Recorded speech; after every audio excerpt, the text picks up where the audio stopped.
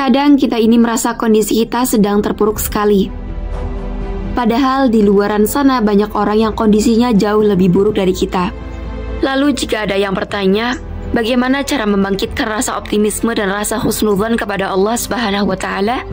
Maka jawabannya adalah kita harus kenal dengan Allah Subhanahu wa Ta'ala. Siapa itu Allah? Apa saja yang sudah Allah berikan kepada kita? Karena ada sebagian orang merasa Allah itu mengambil sesuatu dari saya. Allah ngasihnya sedikit, bahkan Allah nggak ngasih apa-apa. Coba kita ambil buku dan tulis nikmat apa saja yang telah Allah berikan kepada kita.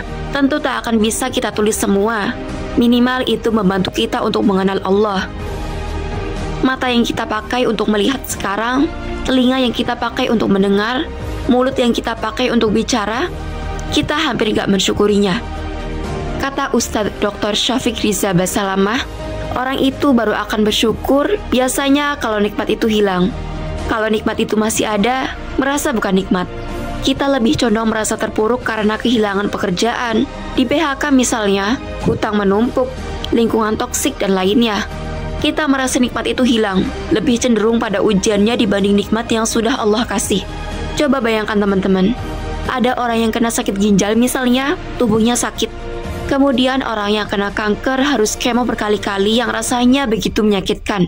Kalau bukan permisalan orang yang sakit, coba lihat orang yang hidupnya sebatang kara, tak punya rumah, miskin, makan belum tentu, dan banyak orang yang mengolok-oloknya.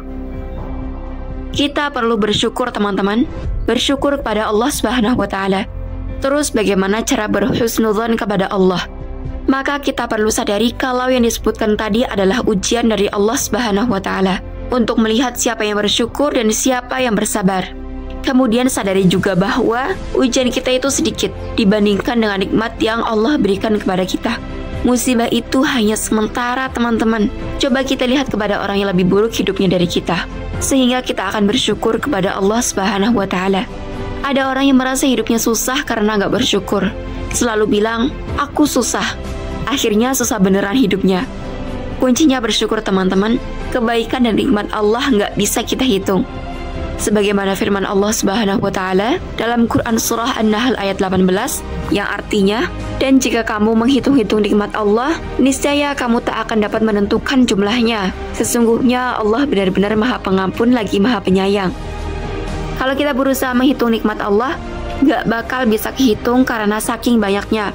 Tapi kalau mau menghitung musibah yang menimpa kita, kita bisa menghitungnya. Aku pernah kena musibah ini, aku pernah kena musibah itu.